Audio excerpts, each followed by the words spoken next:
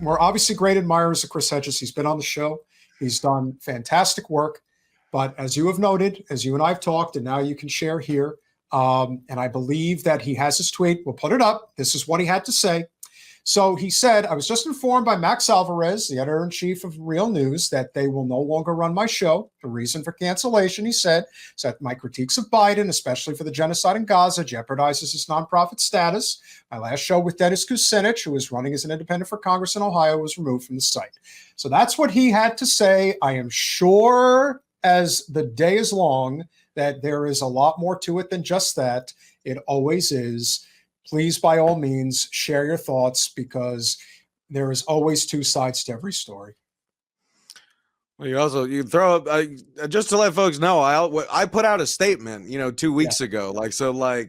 In terms of what happened, it's in the goddamn statement. Really, the nuts thing about all this past 2 weeks is I'm like, what story are we talking about here? I remember the conversation I had with Chris. It was very short and amicable. Neither of us wanted to be having it, but we were always good colleagues and comrades. And that was the tenor of our last conversation was look, man, we're at that point that you and I have discussed, as the election goes on, you are going to have to be free to say what's in your heart about Biden, Trump, the election, how people should vote. It is a moral and political duty that Chris feels he has.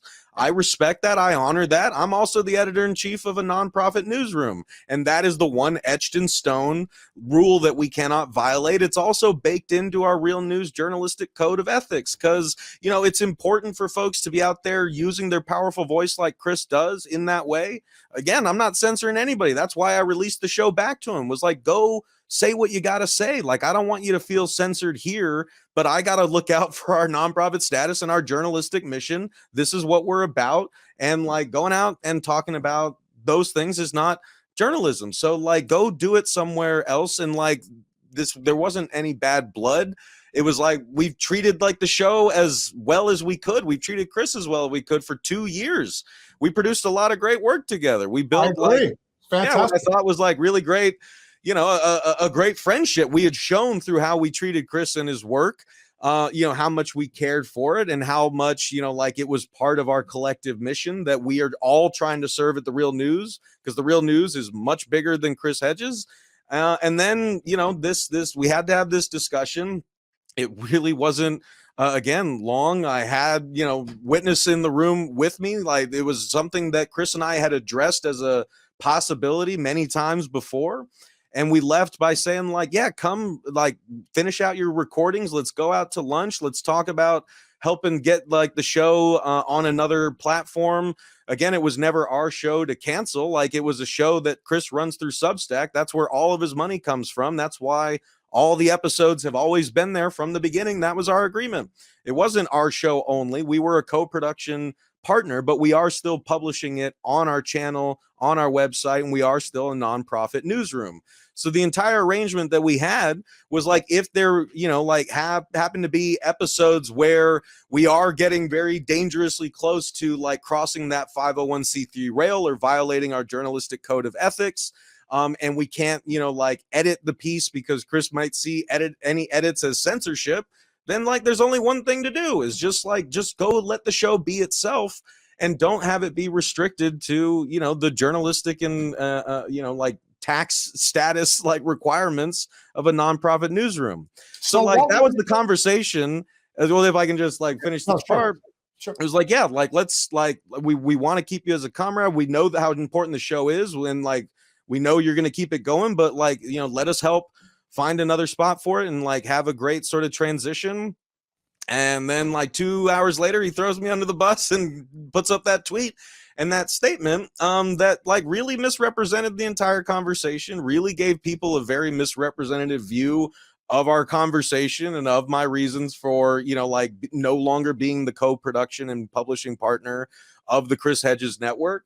And then for the rest of the time, I was dealing with a bunch of hearsay and people arguing about a version of the story that doesn't exist. It only exists in the internet rumor mill. And I'm kind of my head spinning because I was what plane of reality are we on? Again, I know the conversation I had with Chris. I know the relationship I've had with Chris. And now suddenly I'm getting talked about I'm some sort of Netanyahu loving genocider. Like, when I'm like, that's what really gets me, man, is like the way that Chris put that in the statement and the things that he said there. And this is all I'll say about it, because like we got no ill will towards Chris. Like, I mean, like, we didn't then, we don't now. Like, we wish him all the best. I really feel bad that this is how, you know, he wanted to, you know, like, yeah, kick us on his way out, when we had shown him nothing but grace. But like, you know, that's his prerogative. He got a lot of Substack subscriptions about it, but I like know who I am, what I'm about, what I said, and the work that we do speaks for itself. That's why so many people did not buy into like this version of you know, that the impression that they got from Chris's statement, that like I somehow, you know, fired Chris Hedges and canceled the show and censored Chris Hedges because you know, like of Gaza, and we were going to stop doing Gaza coverage. And I was like, in what world is that true? Like, we've been covering Gaza, Israel, and Palestine since the beginning of the Real News, like long before Hedges was even part of our team, long before I was even there. You've had Mark Steiner on the show. Mark's been talking about that for decades. And so it just makes me really sad to realize that, you know, the work that we do at the Real News, that the team that I thought Chris was a part of, apparently all that work mattered so little to him that he could comfortably say and believe, and a lot of his, you know, subscribers could believe, that somehow like we had a problem with the Gaza coverage and that we were going to stop doing it, and that was why I canceled the show. And I was like, well, no, again, the day that Chris and I had that conversation, I hosted the Student Intifada live stream on our channel, where we brought together students, like, you know, from different encampments. Like, we published an incredible on the ground documentary from the West Bank like a couple days later. Like, we are in this, like, we have been in this. Our work shows how in this we are. And I won't stand for, you know, people like, you know, like, people can say whatever they want about me. I'm a grown man. I can take it. I know who the fuck I am and what I'm about. And I lead with my actions. I lead with my principles, and I do it as consistently as I can. And I'm grateful that so many people over the past 2 weeks heard this version of reality and they said, no, that doesn't sound like the person in the outlet I know, and like looked at all the evidence and made the decision for themselves. But again, the point that just really hurts is that, yeah, apparently all that great work that I thought we were all doing as part of a team mattered so little to Chris that he could say that he was the only one doing Gaza coverage like this, and that's why I canceled it. Again, that was not the case at all, which is disprovable by just looking at the goddamn website. I also never fired Chris Hedges because he was never an employee. All of his money comes from Substack. He, like, that was the whole arrangement with producing the show, was like, we could be the studio that elevates the show to a video show, and we get to publish it on our platform. And, you know, it's part of our like production process, all that good stuff. But it was Chris's show. His money comes from Substack. All the episodes, past and present, are on Substack. So it was never within my power to censor the show or rip a show and keep it from public view. That's why we like the arrangement so much. But again, for whatever, I won't speak to Chris's reasons for saying what he said and handling it the way he has. I sure as hell won't speak to the reasons of any outlet or Twitter personality or YouTube channel that just ran with his version of the story without even doing the basic journalistic due diligence of asking me about it, or citing the statement that we put out. Like, those are the kind of things that, again, they suck. They're unfortunate. They really fucking, you know, like, mess with you emotionally. But you got to, like, you know, stand by your principles, and you got to lead and act with integrity. And that's what we tried to do with everything we do. We try to do journalism with integrity. We try to treat our people with integrity. That included Chris. And we make the decisions that we've got to make. I make the decisions that I've got to make so that we can execute our mission and help the people out there that we're trying to help, while maintaining our journalistic code of ethics and making sure that we are first and foremost journalists who are offering our journalism to the movement to try to help people win a better world. Like, that's the long and short of it. And yeah, frankly, I got a lot of work to do. We got a lot of work to do. Folks in East Palestine still need help. The genocide's still going on. Like, we're going to get back to work, and we look forward to, yeah, folks coming back, checking us out.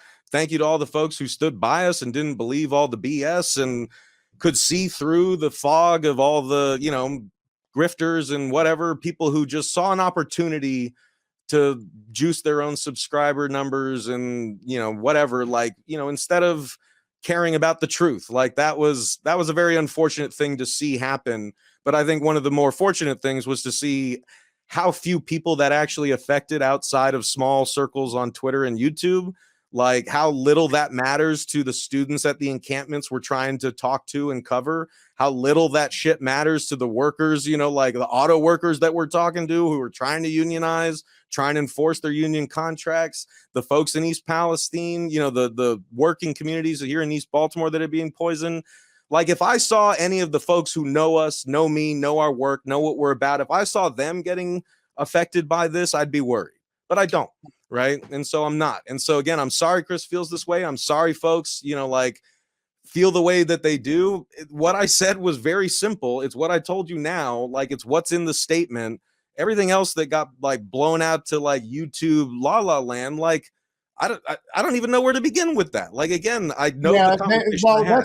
that's also a sad reflection on what is considered the edge left or whatever you want to call it, because for them it is all about the clicks. It's all about, you know, how many different ways that they can, like you said, juice the numbers, because for them it is a career. I don't play into that. I do this because I care. You know, I wouldn't have enough to live on anyway. I could probably buy a few sandwiches here and there, but that's you know, Jen knows every once in a while I got to get myself a dinner. But outside of that, look, Jen doesn't do this anymore because there is a conflict of interest. She cannot be a congressional federal candidate and be doing a podcast and profiting or raising money through it at the same time. It doesn't work that way. Can't do that. Then on the same token, there are these, you know, sort of crossover issues that happen whenever you're doing any type of a story. And I think a good example of that was, I think Chris is a brilliant mind, but he doesn't have every answer. You know, he decided he was going to attempt to run for Congress in New Jersey, if you remember a couple of years ago, as a Green Party candidate. And that didn't go anywhere, thinking that that was the way to do it. Well, listen, I believe in growing the outside the two-party system, obviously. But if you have no infrastructure, especially in a state like New Jersey, and you attempt to do that, you're going to fall flat on your face. I know you think that was like there's enough gravitas with his name and that he could have done something. That is one thing that I think a lot of people in the online community have a very hard time coming to the realization of. Most people don't pay attention to this stuff. They don't know anything about what's going on right now. There's a lot of people who don't even know that Chris is not on the team anymore. And to me, that is a reflection of just this insulated world that we live in.